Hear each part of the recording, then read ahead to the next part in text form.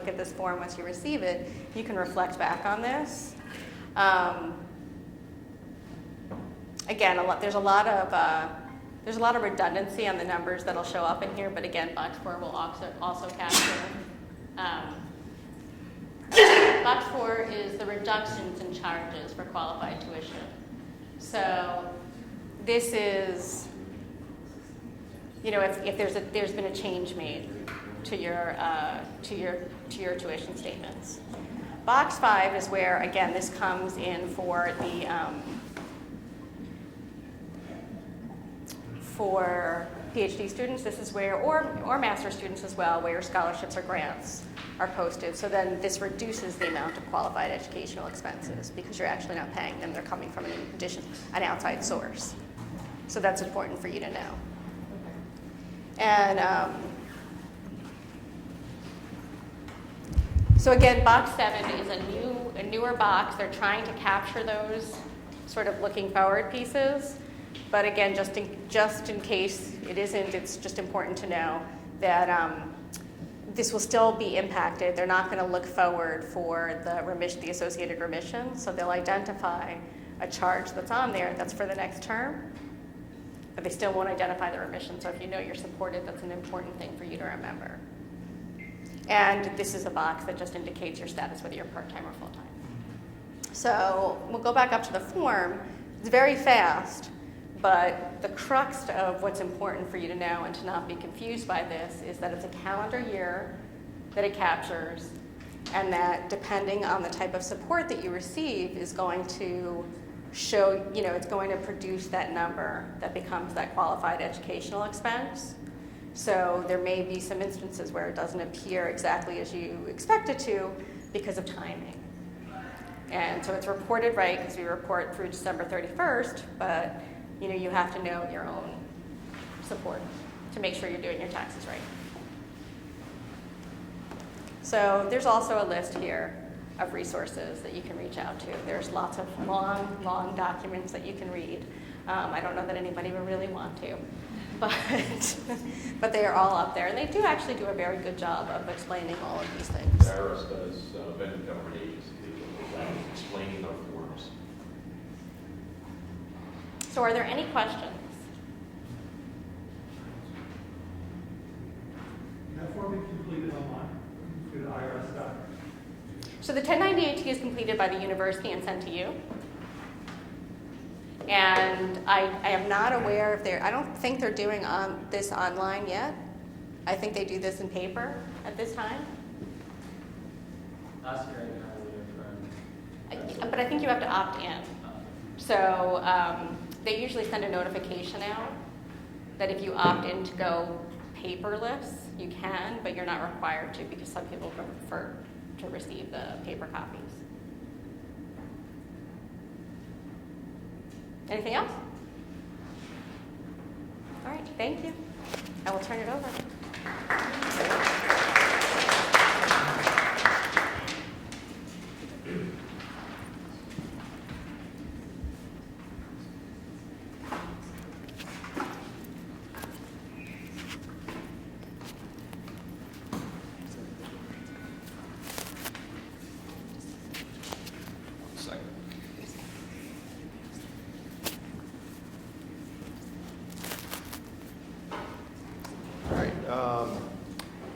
My name is Mike Clancy. I'm the Director of Financial Planning here at the Med School. We had a couple of financial series lined up for this year already. We did credit and banking. I did a home buying session back in November. We're here for the tax talk because it's that time of year to talk taxes. There will be an education planning and funding session next month, and then we're going to end the year with a couple investment talks. So this brings us to tax time. Now, a very famous saying back in the day from Ben Franklin, in this world nothing can be said certain except for death and taxes. It's still apropos today. Today's talk really is, we're going to focus on federal taxes. There's always local and municipal and things like that, but for today I'm just going to solely focus on federal. So we're going to talk about how federal taxes work and basically what you can do about it and what control you have. I always have to put the disclaimer up here, this is not tax advice. I am going to be talking about 2020, the year that we are now in. but I'm going to be referring to some of the prior rules, which was prior to 2018. That handout that everyone should have, those are the 2019 numbers. Unfortunately, I don't have the 2020 handout yet. So I'm going to be showing 2020 related information, even though for those of you with income, you're about to prepare your 2019 taxes. So that's why that handout would be appropriate for the tax preparation side. So there might be slight confusion on some of the numbers because they do adjust year to year. Now, I always start with what I call the tax math. Taxes intimidate a lot of people. They feel it's too complex, they're not sure how to do it, they're not sure what's what. So let me just show you. A tax return is simply a reconciliation. That's all it is. So how does the math work? Well, we have all sources of income, plus or minus some adjustments to that, gives us adjusted gross income, or AGI. You'll hear about that with tax ratios, you'll hear about that with limits. They might say, oh, you can't do that because your AGI is too high. This tax credit doesn't apply to you because your AGI needs to be up. So it's the AGI number that factors a lot of things. Now again, it was all our income plus or minus some adjustments gets us down to adjusted gross income. Then we take away a deduction. It's either a standard deduction, or if we have enough dollars to scrape together, we would take the itemized deduction. Again, adjusted gross income minus our deductions. In the past, there would be something called exemptions. Every person individually has their own personal exemption, and that used to be a value that would be subtracted out. Notice I've crossed it out. That category went away. So when you hear people talking about exemptions, or you read something, it might be simply out of date in that regard. This went away 2 years ago. My wife and I have 3 kids. We used to claim 5 exemptions on our tax return. Again, that category is gone at this point. So again, it's adjusted gross income minus our deductions comes down to a number called taxable income. That's what your tax is based off of, the taxable income number, not the gross income, not the adjusted gross income. It's our taxable income number. So when you hear in the news, they talk about tax brackets, tax rates. Those are numbers that are applied to the taxable income number. Now we get down to our taxable income number, we would look for the rate that matches, what tax bracket we're in, and our taxes get calculated. There's our tax this year, the year before, or whatever. A lot of people tend to focus on their refunds. And we're going to talk a little bit about refunds in a bit, but people, you might hear in the news, oh, I got a lower refund last year than the year before. The refund's not the important number. It's the tax. What was your tax in one year? What's your tax the next year? Those are the apples to apples comparison you always want to do. Not how much you owed, not what your refund was, but what was the actual tax. So don't get distracted by refunds. Very straightforward math. Everything you earned minus the adjustments and deductions that you're eligible for comes down to a taxable number. That taxable income number is applied towards the tax brackets. Now the paperwork always looks intimidating, the tax forms. The best part about doing or using software is the software is filling out the forms for you. You're not figuring out what goes in what box. You're just simply letting the software do that for you, whether it's a cloud-based or computer-based software or anything like that. Now, a form actually does get produced if you want to hit print and print your form out. Basically, top of the page, it's the taxpayer information. Name, address, social security number, you list your dependents, the more the demographic type stuff. Also your filing status. If you're single, you're filing single. If you're married, there's a married joint, married separate. Or head of household is a rare category, but it's 12/31 of that tax year. You can be single for 11 months, get married at the last month of the year, you're now married for the year from a tax standpoint. So it's what is your status on 12/31 of that tax year. Now the bottom of the part of the page, we get into the income categories. Wages tends to be the one that everyone can identify. You have a paycheck, you have wages. But there are so many other sources of income you may have now, or you may have in the future. Could be interest or dividends from investment accounts. It could be a retiree who's receiving money from their pension, from Social Security, things of that nature. Capital gains. Did we sell something at a gain? That's a taxable income. Other sources of income. The IRS is good for this. They'll list the items that people know, and then they'll put a catch-all category called other. Maybe we're not employed, Maybe we don't have retirement income, capital gains, or something like that, but we earned money from some endeavor. I do some speaking engagements. Every now and then someone might throw a check at me. It goes in the other income line. It wasn't from a job, so it's not wages.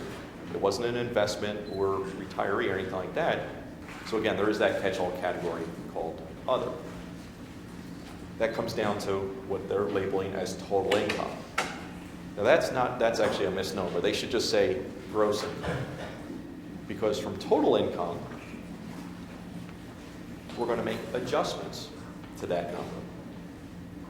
This is where that one-page form, now there's a separate form called Schedule 1, where we can make adjustments to our income.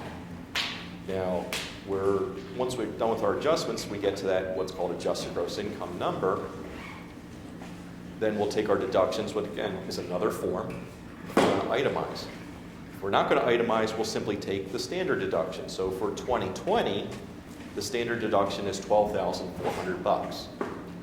So if anyone earned under $12,400 in 2020, they will have no tax because the deduction covered all of that. It's really any income or taxable income above $12,400 or gross income above that, we would pay tax on the difference. If we're married, notice how it's twice as much. So these numbers had been dramatically smaller prior to 2018. I think it was like 6,350 and 12,000. So they pretty much doubled just in 1 year. That was one of the bigger changes from prior to 2018. And you're probably starting to wonder, well, what are some adjustments? Again, we're going to have our just gross income minus the deductions gets us down to taxable income. But what are some adjustments? We already had something called total income, and now we could be adding more income to it. So in the past, if you were under a divorce decree and receiving alimony, for example, that would go as an adjustment up. I have it in red because those are the old rules. So anyone looking forward to getting divorced this year, you're coming under the new rules, and it's actually not reported. You could have business income. Now think about different opportunities. You might be going on and working for an employer. What if we set up our own business? What if we're self-employed? Could be as simple as being an Uber driver or something like that. It's not wages. You're not getting paid from an employer, but you're your own employer in this case. So we would be filling out a whole other form called Schedule C. And whatever number comes from Schedule C gets now added to the front of the tax return. That independent contractor type of a role, that self-employment type of a role, wasn't on page 1, it was on Schedule 1. Anyone here drive for Uber or anything like that? Anyone know anyone that drives, or what they call the gig economy, where people have these side jobs and things like that? Side hustles, I always hear about. That would go on Schedule C. Schedule E, who here rents? Who here wants to be a landlord and rent out places and so forth? We could have rental income. If we create anything, patent, copyrights, things like that, we could be receiving royalty income. If we eventually are a part owner in something, we could have partnership income from that endeavor.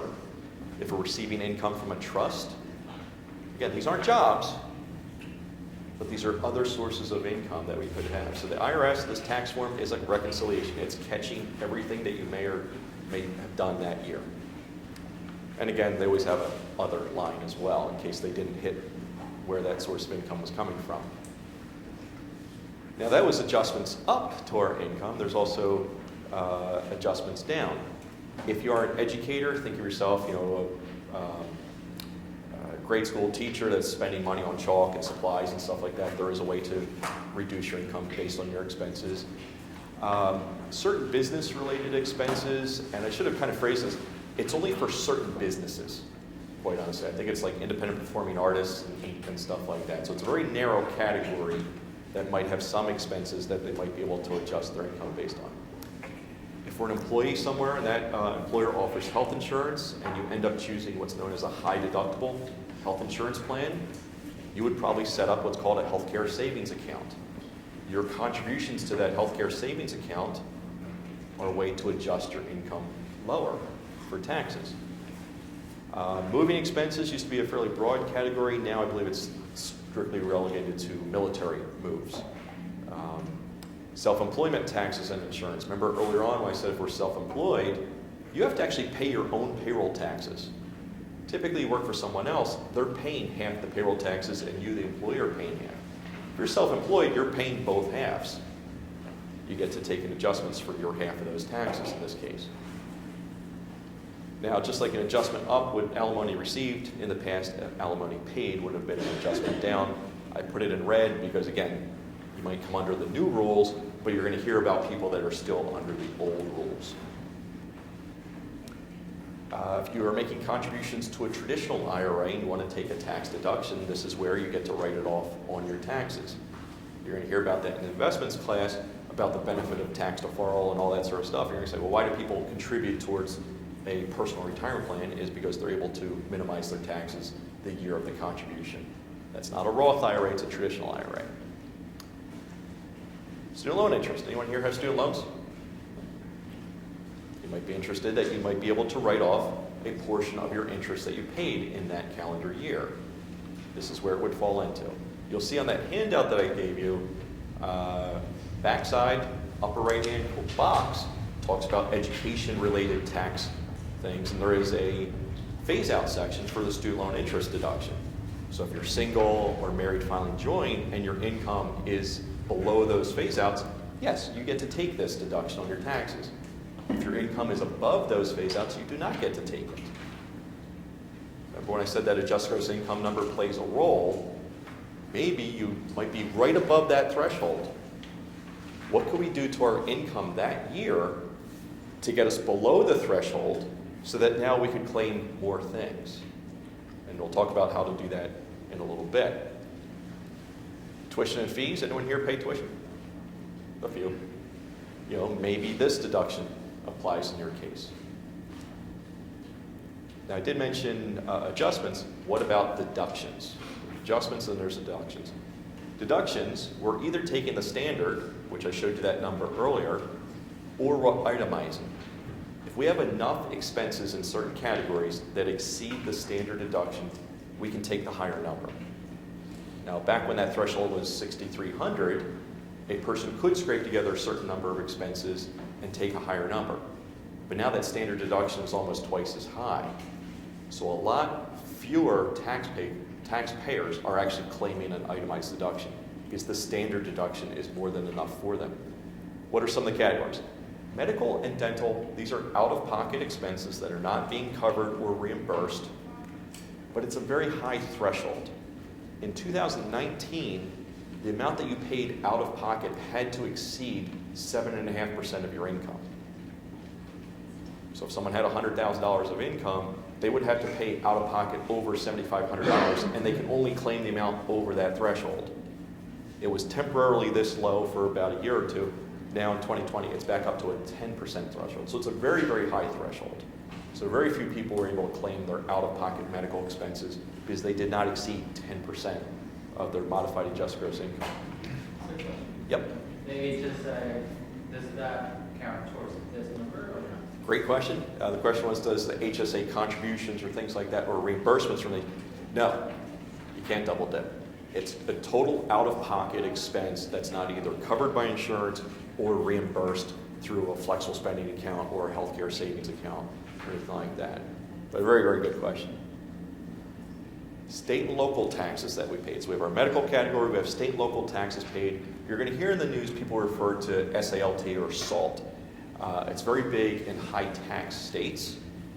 In the past, again, I work in Philadelphia, so I pay Pennsylvania tax and I pay Philadelphia tax. I would be able to take those numbers that I paid in the course of a year, throw it onto Schedule A here, and itemize it. Well, now the new rule is that is limited to $10,000. Now, Pennsylvania is a flat tax state, and Philadelphia is even a higher tax city. So collectively, it's a little less than 7% of an income. You can do the math in your head to figure out what income level would you, over the course of a year, be paying more than $10,000. Well, you're limited to $10,000 for this form. So a lot of people in very high tax states are paying a lot of money to their state and local municipalities, and now they can't deduct that as much of that number anymore. So we got a double standard deduction. That's good for taxpayers, but certain taxpayers took a hit at that category. Interest paid, again, if we're renters, we're not paying our mortgage, but if we're a homeowner, we've taken out a mortgage, we might be paying interest on that mortgage. So that's a category that would come in here. Charitable contributions, theft, believe it or not. And again, there's some other categories in there. No longer deductible, job-related, and miscellaneous. There was a whole category there that people would track their expenses, their out-of-pocket, unreimbursed expenses for their job, things like that, and it would come onto Schedule A. That category is gone. Now, here's some examples. Imagine if we have joined a professional society, if we had union dues, equipment, regulatory fees. I've got licenses, could be subscriptions, trade journals, continuing ed, conferences, anything work-related that you were paying for out of pocket. In the past, you would track those numbers because you're trying to write them off. That category went away. My suggestion to you is still track that information. I have a feeling at some point this is going to come back, and I'd rather you be in the habit of knowing what's potentially deductible. Think about the industries that you guys are going to go into. Could you be joining a professional society? Are you responsible for your own equipment? It could be lab coats, it could be anything like that. Is there a licensing requirement in your industry? Are there further tests that you might be taking? Professional societies, things like that. So again, anything work-related that you pay for that's not being reimbursed, keep track of that number, even though right now we can't use it. Job search expenses, this is where if you go on any types of blogs, you might see people referring to, oh, I wrote that off because I was searching for a job. It could be headhunters, it could be travels, things like that. Category's gone, quite honestly. And believe it or not, from your school training and entering a field for the first time never was deductible in the past. So a lot of times I'll see on like some student blogs, people will say, oh, I wrote it off my first job. No, they were wrong. But believe it or not, that category's gone. I mentioned or alluded to earlier, where we're reporting all of our income, maybe our income gets to a point where we can't take certain deductions. Well, we're going to pay tax on our income. How can we minimize the amount of tax we pay? Is for a tax return, we need to minimize that taxable income number. So going from, let's say, the top all the way down, like wages, how do we reduce wages? It's not work less. It's maybe we take advantage of certain employee benefits that your employer offers. It could be the health insurance. That is typically taken out of your paycheck pre-tax. So whatever you made that year, minus the premiums you're paying for your health insurance through your employer, that net number is the wage number that gets reported on your tax return. So as simple as participating in the employer's health insurance could lower the number that shows up on your tax return. Employer retirement plans, 401k plans, 403b plans, things like that. You elect that money come out of your paycheck and go into your retirement account. If you're doing that in what's called a pre-tax fashion, your wage number for that year that gets reported on your tax return is now lower, which means your adjusted gross income is lower, which means your taxable income is lower, which means your tax is lower. So little things that we may or may not take advantage of through our workplace helps reduce the number that does get reported on your tax return. There are things called flexible spending accounts. If you generally work for a larger employer, they might offer benefits like that, generally for childcare or medical, and I'm going to talk about that in a little bit. And there could be some other employer benefits that are offered to the employee in what's called a pre-tax fashion. If it's an after-tax employee benefit, it doesn't matter. Whatever you earn that year is the number that's showing up on your tax return. If it's a pre-tax benefit, the number that gets reported on your taxes is lower. So this is, the wage number. How can we reduce the wage number? Would be through contributions and things like that we're doing to those benefits. Health insurance premiums, I mentioned, flexible spending accounts, and another employee benefit, like I said, if you have a high deductible health insurance plan, chances are there's a healthcare savings account matched up with it, and you could put your own money into that account up to the limits, and you're taking in adjustments on your tax return. So look at the employee benefits where you go. Obviously, salary is the number one concern, but this is why people ask what benefits are offered here. Yep. I have a question that's a little bit right for the slide when you mentioned the taxes, your state and local taxes. So let's say, for instance, you own a property taxes are $14,000 a year, or $10,000, like if you live in Jersey, right? How do you, are you able to deduct that amount from your taxes? Now, you jumped right ahead to the end of the class. I'm going to talk about it. But no, you grabbed onto that. There's a $10,000 limit for all of your state and local taxes. Now, you're paying more than $10,000. It's not like you're going to say to New Jersey, no, I'm limited to 10, I'm only going to send you 10. You might have a $14,000 real estate tax bill alone, plus your wage taxes at the state and local level, and that number might add up to $20,000. You paid it, you only get to show $10,000. Okay. That's a hard limit. Now, and I'm going to use the example later between a renter and a homeowner, specifically that example. So, yeah, you peeked ahead. Now, I mentioned the flexible spending account. Why would someone use that? It's for, generally they're set up for two categories, either child care or health care. It reduces your income. So if you're putting $1,000 into a flexible spending account, it reduced your income by $1,000 for that tax year. You don't need to itemize for it. You're taking the deduction simply by making that contribution to that account. It should be a routine or predictable number. Why I'm saying that is these accounts typically are use it or lose it. So if you set aside $1,000 for childcare expense and you don't end up using it by the end of the year, it's gone. So it needs to be a predictable number. Now, anyone that does have childcare expenses, that's a very big number and it's very predictable. Whether it's $800 a month, $1,000 a month, or something like that. Healthcare, it's hard to look ahead to say, okay, how much healthcare spending am I going to do this year? But I have had students say to me that they're going to get LASIK, eye corrective surgery, or some orthodontia work, or something like that in a specific year. I'm like, well, if we know we're doing that, let's throw the money into a flexible spending account first, lower your taxes, and there's the cash that you were going to spend on that procedure anyways.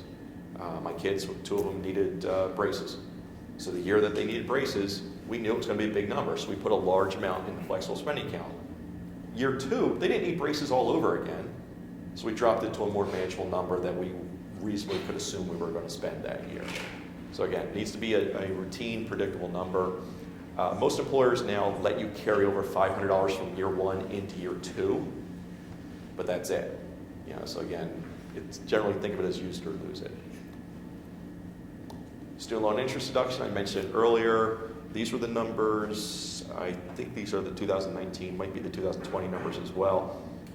Again, if you're single and your income is less than $70,000, sure, you can deduct up to $2,500 of student loan interest that you paid that year. If you paid $3,000 worth of interest, you only get to deduct $2,500. If your income is above the $85,000, you don't get to deduct any of it. When you see something called a phase out, it simply means if you're below the lower range, you get to claim all of it.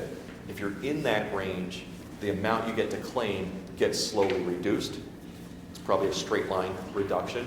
And then once you're over that range, you don't get to claim that at all. So notice how they're single and married filing joint.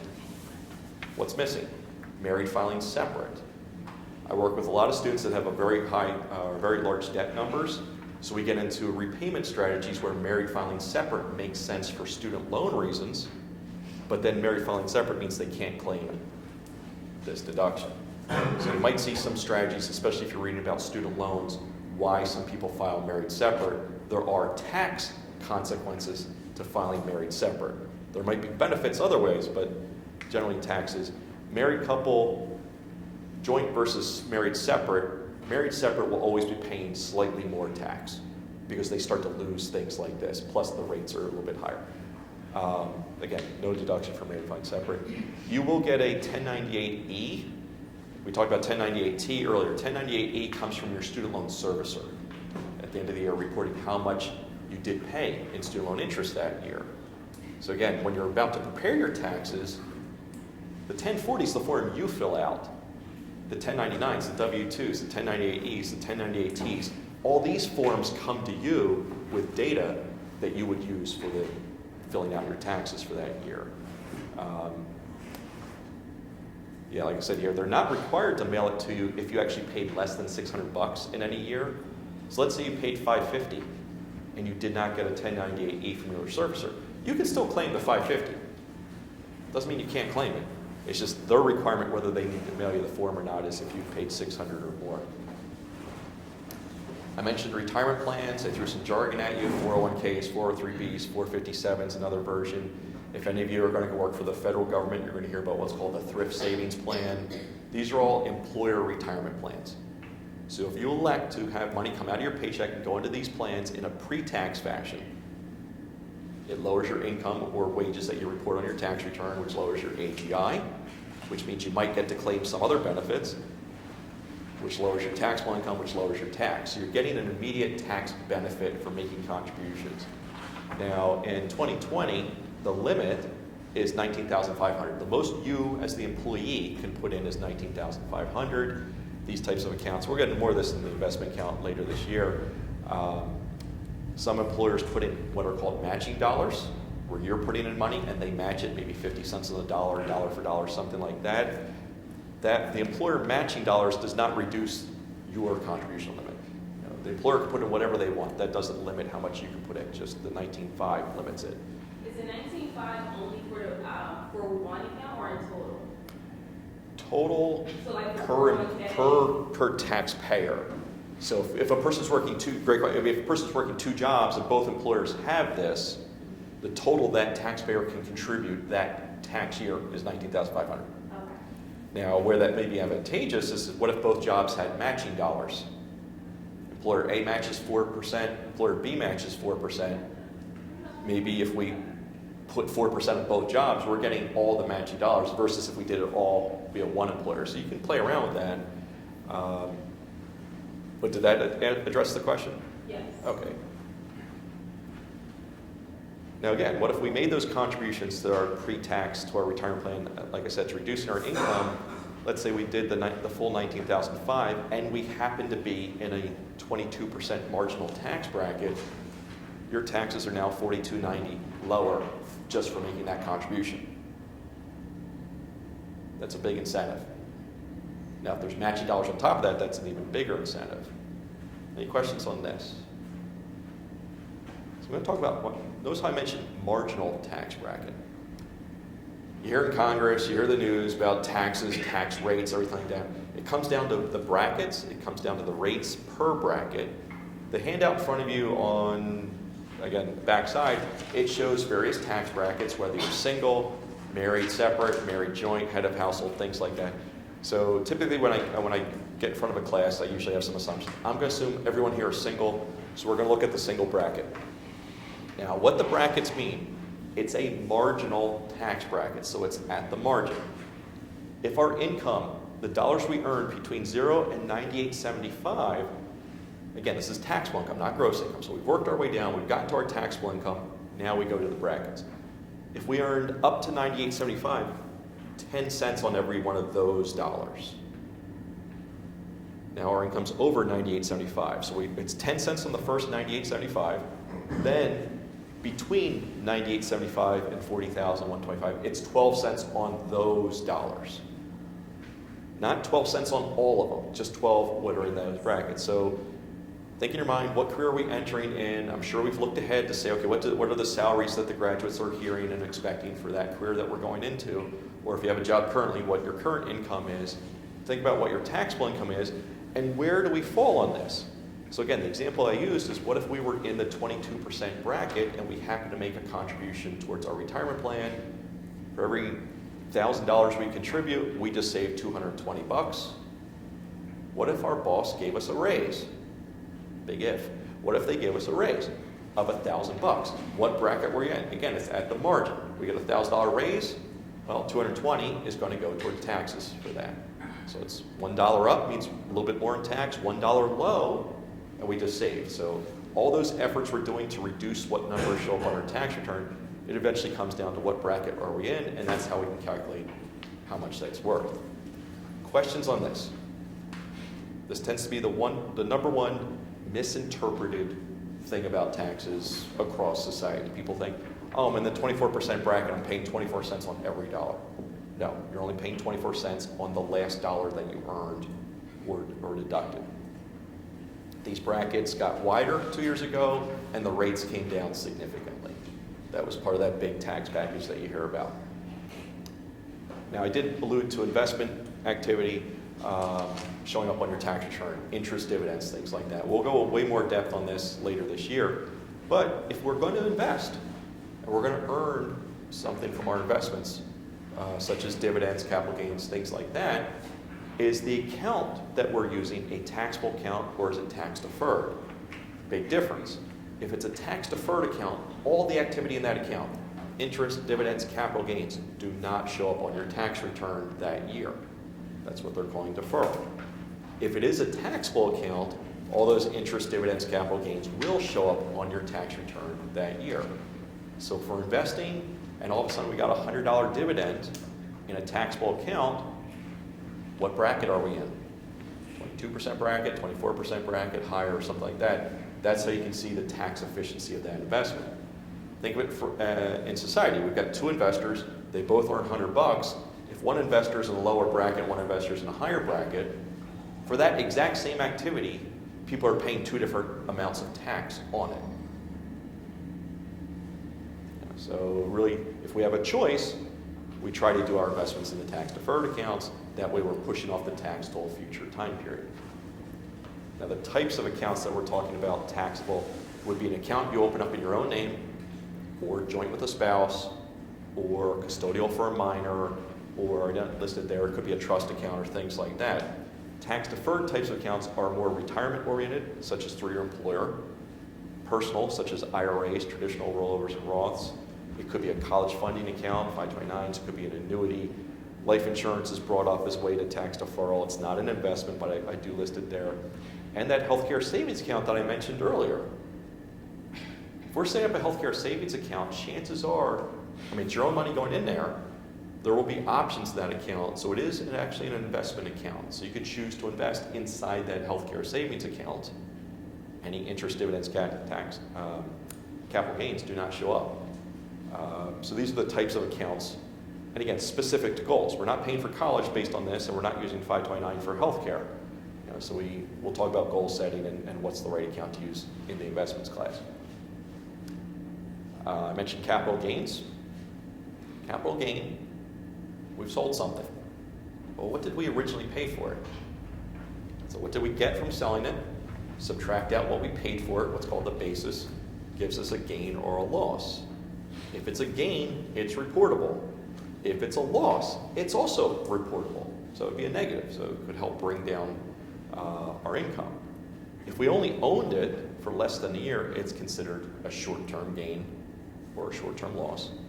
If we've owned it longer than a year, it's long-term. So when you hear about short-terms and long-terms, it's 1 year or more. Think of it that way. Now, I did mention the basis. It's what you originally paid for plus any reinvestments. If we're talking about specifically an investment, we could buy a mutual fund, we could buy a stock, we could buy something, but we keep reinvesting the dividends. So it's our original price, maybe it's $1,000, and maybe we reinvested $50 from it. Well, our cost basis is $1,050. It's not the original $1,000, it's all the reinvestments into it as well. Now, if we have reinvestments into it, it makes our cost basis higher, which makes our gain potentially lower, which means our tax is lower. So it's a very efficient way to go. And again, I'll get into more of this later. If we have multiple things that we're selling, they net each other out. All your short-term gains and losses net each other out. All your long-term gains and losses net each other out. So net is the number that you actually report. Now, I can give an example here. So let's say we net everything that we did that year, and you can only use 3,000 of that net loss to offset income that year. So if we sold 8 things and the net loss is $10,000, for that year, we can write off $3,000. And you carry over the unused to the next year. So $3,000 in year 1, $3,000 in year 2, $3,000 in year 3, and $1,000 in year 4. So losses don't go away. They're very efficient. Let's see. Now, let's say we sold stuff and we got a capital gain from it. You actually pay a lower tax on capital gains than you do on income. It used to be tied to the brackets. They're no longer tied to the brackets. It's actually now tied to what income range we're in. So if someone's out there, makes less than $40,000, and they happen to sell something at a capital gain, the tax on their gain is actually 0. Now, it's a little bit more complex than that, but here are the ranges and the rates based on what our income is. So generally, right now, most people fall into that $40,000 to $400,000 range. It's a very wide range, but they would pay 15 cents on a capital gain at that point. The trap is that if we have enough gains, it might actually push us into the higher bracket. So let's say a person made $39,000 and they have $5,000 of gains. Well, their income's $44,000 at this point, so they're actually into the next bracket. So it's a little complex in that regard. It used to be a lot easier when it depended on what bracket you were in, based the gains, but they detach that at this point. What if we have a home? You generally don't think of your home as an investment, but it typically appreciates in value, and you typically are in it for a very long period of time, which means there might be a lot of gain in it. So there is a break here. If we have a capital gain on a sale of our primary residence, and that gain is less than $250,000, you're not taxed on any of that gain. If we're a married couple, it's $500,000. So even though we don't want to treat the home as an investment, there are some tax benefits to when you do eventually sell your primary home. Must own the home for 2 of the prior 5 years before you sell it. I used to manage the client's money for them, and I've had people that had multiple homes, and we've done some tricks here where we've moved them out of home 1 into home 2 just for 2 years so that they could sell it and reduce their capital gains tax. So advisors get paid a lot of money to help people manage their tax situations. But generally, you own a home, it's your primary residence, as long as you occupied it 2 out of the prior 5 years. So again, you live there years 1 and 2, and then you rent it out years 3, 4, 5, and then sell it, you still benefit from this. Married doubles the amount. Now, I mentioned about basis before, such as reinvestments. Imagine owning a home. It's what you paid for it. What if we improved it? Attached a garage, expansions, solar panels. Who knows? It's what you originally paid for it plus all the improvements to it raises your cost basis. House hopefully is worth more, but you've raised your basis, so therefore the gain that you would ultimately report is smaller, and theoretically the tax would be smaller as well. So again, I want you to understand the concept of basis. It's what you originally paid for something plus all improvements to it. Any homeowners in the room? Let's look at some examples. Let's say we're single, $75,000 of adjusted gross income. So we've already had our employee benefits take out whatever reduced it. We're down to adjusted gross income. We get a $12,400 standard deduction. That brings us down to a taxable income of $62,600.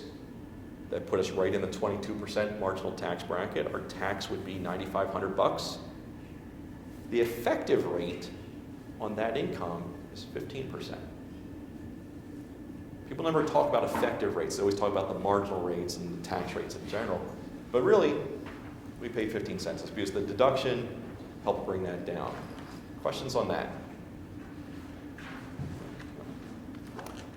What if we're much higher income? Well, we're still single, so we only get one standard deduction.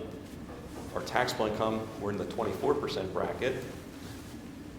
The tax is 27%. But our effective rate is now 20%. So it's what's called a progressive tax system. The higher you get, the more you make, the more tax you pay. Can you explain that effective rate?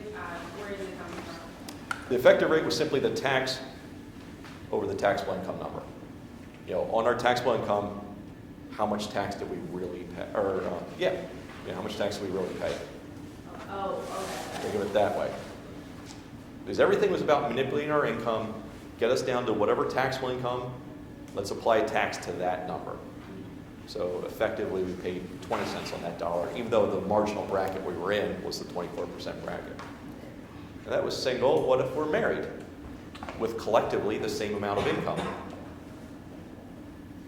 Standard deduction's twice as much. So the taxable income, we're into the 22% bracket. Our tax is lower. I'm not saying go out and get married for this purpose, but the taxes are changed because we're now married versus, most importantly, the standard deduction. bringing us back to that SALT number again. If we were in Philly at that number, that 150, our state and local taxes alone are over $10,000. So if this couple was going to itemize, they're not able to claim all their state and local taxes. So again, this was state and local, and in Philadelphia with what, I think it's what, 3.88, something like that, plus a state rate of 3.07. That's a lot of tax. And yet we're starting to not be able to claim the full amount if we itemized. Now, what if we were buying a home? This is going to tie in very, if we want to jump to the end. Let's say assumptions are $60,000 of income. Want to put 5% down. We happen to have good credit. This was the example I used in the home buying class a couple months ago. $200,000 purchase price. There's the 5% down. Let's say our real estate taxes happen to be $2,400, and we got homeowners insurance and a specific interest rate. The monthly payment on that mortgage would be about $1,352. Now, what if we were a renter at that income, and let's, for sake of argument, say that we're making student loan interest payments. Our AGI would be down to $5,750. We would be taking the standard deduction. There's our taxable income. There's our tax.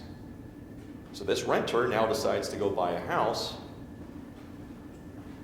The state and local income taxes plus the real estate taxes. There's that state and local taxes. It's wage taxes and real estate taxes come under state and local. But now that we're a homeowner, we're paying on those first couple years about $7,900 just in mortgage interest. Instead of rent, we're now paying the mortgage company. Those categories alone add up to $14,400. So that's higher than the standard deduction in this case. So as a result, we take the higher amount as the itemized deduction rather than the standard, and our federal taxes are $460 less between the renter and the homeowner. Same income. Now, I don't know that $460 a year is a valid argument to say, hey, let's go buy a house. In the past, the incentives were stronger. I could make an argument that the tax benefits, but at certain income ranges, certain price ranges, it's not a tax. I'm not going to use tax as a valid argument to be a homeowner. But do you see how it all works? All those things that we're planning on doing, working, contributing towards retirement, possibly being a homeowner, maybe paying our student loans, things like that, it all does land on the tax return in one fashion or another. What was the example here? We got the gross income of $60,000, gross income of $150,000. Remember how I said the Philadelphia and Pennsylvania taxes for that scenario came to $10,318? What if that person bought a house and is paying real estate taxes? It's not even reflected. Because again, they were already over that state and local tax limit of $10,000. So there's people out there that would tell you, oh, you want to buy a home for the tax benefits. And then when you look at your actual numbers, it probably wouldn't benefit that situation. I'm not saying don't buy a home, because there's other valid reasons to buy a home. But I could see maybe where a realtor might say, oh, yeah, you love being a homeowner. You get to write off the real estate taxes and so forth. It's like, well, no. When you look at your situation, you might not be able to. So we come back to the tax math. We talk about all our sources of income, the adjustments, the adjusted gross income, the deductions, taxable incomes, the rates. We eventually get to a tax. And at the end of the day, we're either getting a refund or we owe. I didn't talk about the refunds and stuff earlier because that's the least important piece. It's what is your tax from year to year that matters. Now, if you paid throughout the year more than your tax bill is, you would get a refund. If you underpaid toward your taxes, you would end up owing. So, how do we pay towards our taxes? Well, the money's coming out of your paycheck if you're a W-2 employee. The federal tax is withheld from your paycheck. And if you're making withdrawals from retirement accounts, the custodian will actually withhold some for the tax. So there's your withholdings. If you're an independent contractor, you should be making what are known as quarterly estimated payments. That's just you simply writing a check to the IRS every 3 months. You have to estimate how much that should be, and you should be sending it in ahead of time. So throughout the year, money's going to the IRS through your withholdings or your quarterly estimated payments. But also, if you're eligible for a tax credit, again, you've calculated your tax. Now we're trying to see, Do we have to owe all this or not? You might be eligible for some credits. All those items are used to offset the tax bill. So again, did we get a refund back or do we owe at this point? Some examples of tax credits, there's child tax credits. So if we have children and they're under age 16, you have the potential to get a credit of up to $2,000. 1,400 of it could be refundable. You might hear about a credit and then you might hear the phrase, is it refundable? What that means is, let's say that person had a tax bill of $3,000 and they have a $2,000 credit. Well, really their taxes are only $1,000. What if their tax bill was $1,000 and they've got a $2,000 credit? 1,400 of the extra on the credit could be refunded back to them. So even though they don't owe anything, they would actually get money back from the government in that regard. So most credits are not refundable. So it can only bring your tax bill down to zero. Refundable credits could bring your tax bill down to a negative number, which means you're getting an amount back on it. If your children are over the 16, you could be eligible for a $500 credit per dependent. I think the threshold is $200,000 if you're single. So if you make more than $200,000, you're not really claiming these at all. If it's under $200,000, you're eligible for the qualifying dependent credit. Married, it's just a twice number. Other tax credits, there's a child dependent care. So regardless of the fact that we have a child, are we paying for child care?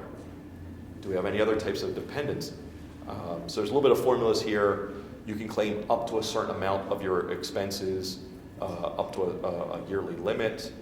I've had, like I said, I had 3 kids. So if I was eligible for this, the most I'd be able to claim would be $6,000. Child has to be under age 13. It could be an incapacitated spouse. It could be a parent that we're providing care for or something like that. Let's see.